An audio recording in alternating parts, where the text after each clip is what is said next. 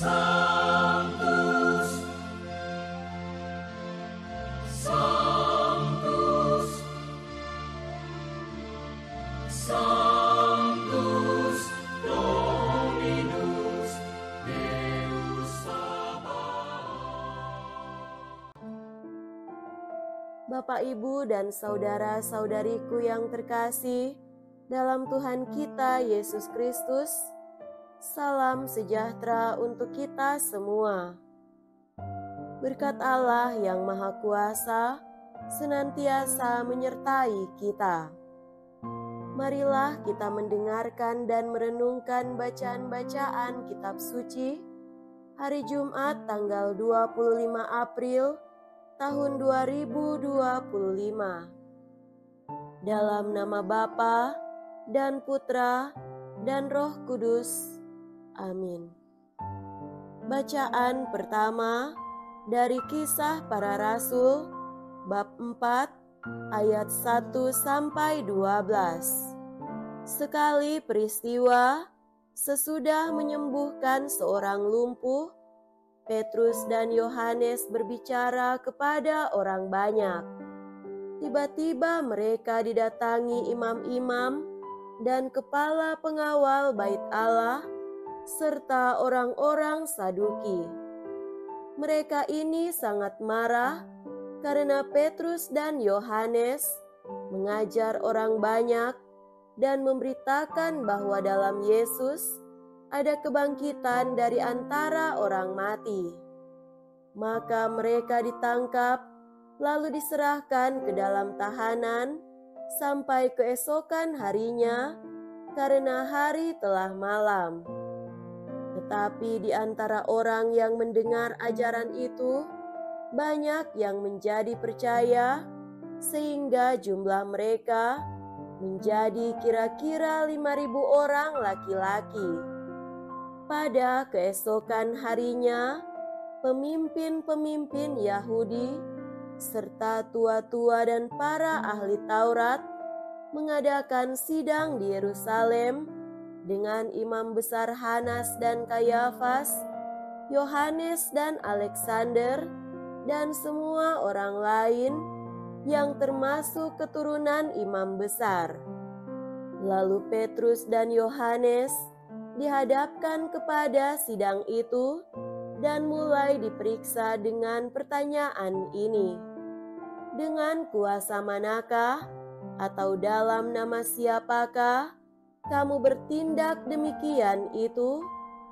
Maka jawab Petrus penuh dengan Roh Kudus, "Hai pemimpin-pemimpin umat dan kaum tua-tua, jika sekarang kami harus diperiksa karena suatu kebajikan kepada orang sakit dan harus menerangkan dengan kuasa manakah orang itu disembuhkan, maka ketahuilah oleh kamu sekalian dan oleh seluruh umat Israel bahwa semua itu kami lakukan dalam nama Yesus Kristus, orang Nazaret yang telah kamu salibkan, tetapi dibangkitkan Allah dari antara orang mati.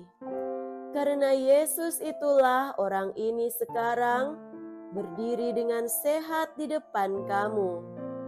Yesus adalah batu yang dibuang oleh tukang-tukang bangunan, yaitu kami sendiri, namun ia telah menjadi batu penjuru.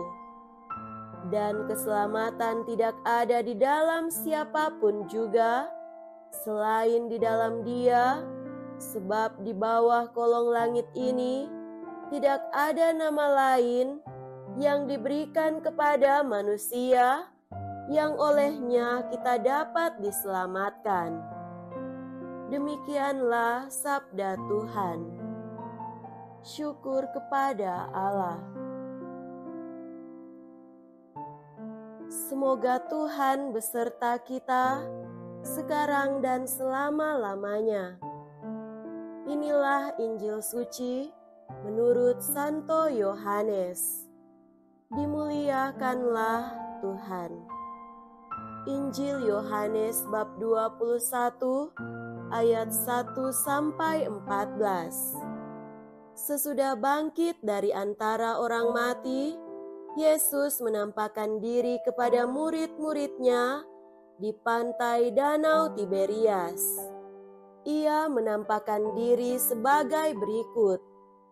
Di pantai itu berkumpul Simon Petrus, Thomas yang disebut Didimus, Nathanael dari Kana yang di Galilea, anak-anak Zebedeus, dan 2 orang murid Yesus yang lain. Kata Simon Petrus kepada mereka, "Aku pergi menangkap ikan." Kata mereka kepadanya, "Kami pergi juga dengan engkau." Mereka berangkat lalu naik ke perahu, tetapi malam itu mereka tidak menangkap apa-apa.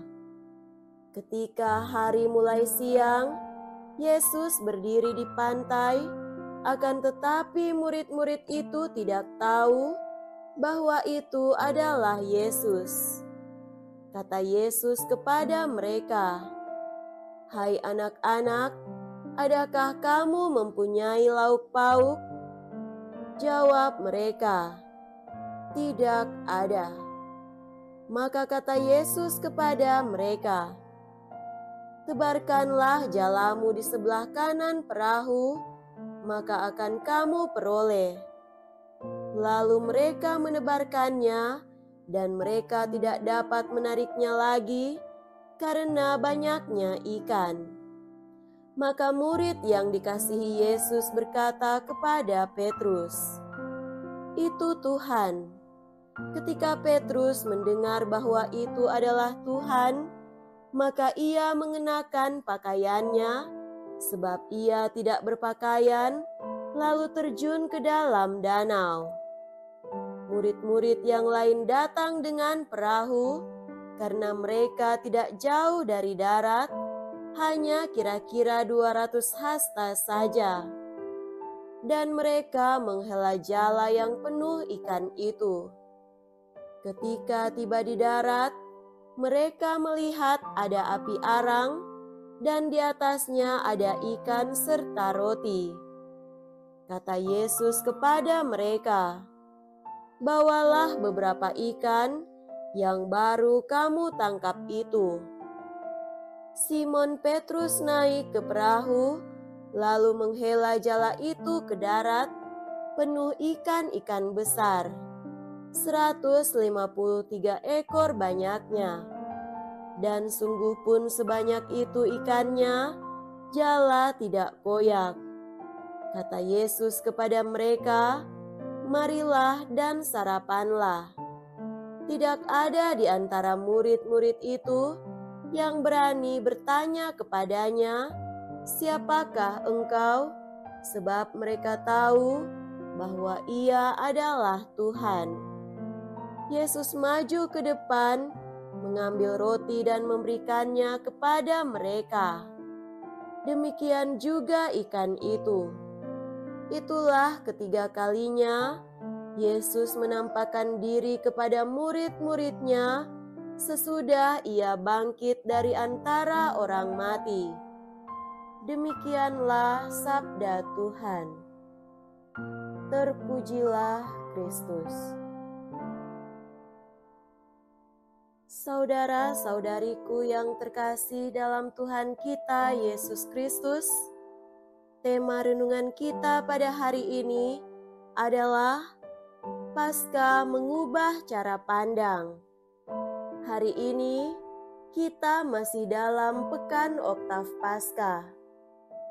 Kita masih melanjutkan permenungan kita terkait kebangkitan Kristus. Peristiwa Paskah meninggalkan banyak cerita. Paskah pada zaman para rasul punya cerita tersendiri. Paskah pada zaman kita juga punya cerita tersendiri. Cerita yang hendak kita angkat pada kesempatan ini adalah cerita Paskah para rasul, khususnya pada waktu Petrus dan Yohanes dihadirkan di hadapan Mahkamah Agama. Alasan mengapa mereka dihadapkan kepada Mahkamah Agama adalah karena mereka dengan berani dan dengan lantang bercerita tentang Kristus yang bangkit dari antara orang mati. Kristus yang bangkit itu terus berkarya di dalam diri Petrus dan Yohanes serta para rasul lainnya, seperti menyembuhkan orang sakit. Cerita ini tentu saja tidak diinginkan oleh para imam dan pengawal bait Allah serta orang-orang Saduki. Karena itu mereka marah kepada Petrus dan Yohanes. Menanggapi kemarahan dan ketidaksukaan mereka, Petrus bukannya menjadi takut, melainkan malah semakin berani dan lantang menjawab, "Dalam nama Yesus Kristus, orang Nazaret yang telah kamu salibkan, tetapi yang telah dibangkitkan Allah dari antara orang mati, bahwa oleh karena Yesus itulah orang ini berdiri dalam keadaan sehat sekarang di depan kamu." Petrus memberi kesaksian bahwa karya penyembuhan itu adalah karya Yesus yang sudah bangkit. Petrus dan para rasul tak gentar dengan ancaman para imam dan pengawal bait Allah. Mereka maju terus memberi kesaksian tentang iman mereka bahwa Kristus telah bangkit. Kemarahan para imam dan pengawal bait Allah kian menjadi karena mereka mengidentifikasi bahwa sebetulnya Petrus dan Yohanes adalah orang-orang biasa yang tidak terpelajar, sehingga mereka bertanya-tanya dengan penuh keheranan dari mana mereka mendapatkan keberanian seperti itu.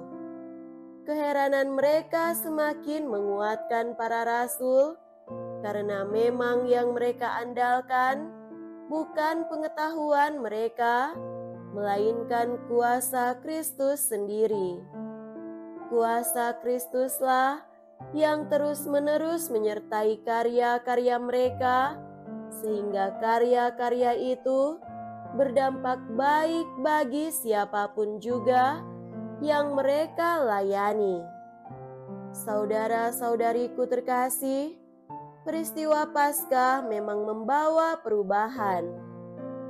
Para rasul berubah menjadi berani dan dengan lantang berbicara tentang kebangkitan Kristus. Perubahan terjadi juga dalam cara pandang para rasul tentang karya hidup mereka. Perubahan cara pandang itu terjadi dalam peristiwa Yesus menampakkan diri kepada murid-muridnya di pantai Danau Tiberias. Kristus hadir dalam pergumulan hidup para murid dan mengubah kegagalan menjadi keberhasilan. Dikatakan bahwa malam itu mereka tidak menangkap apa-apa. Yesus datang, mengubah cara pandang mereka, dan menyuruh mereka, "Tebarkanlah jalamu di sebelah kanan perahu, maka akan kamu peroleh." Dan memang benar, mereka tidak dapat menariknya lagi karena banyaknya ikan.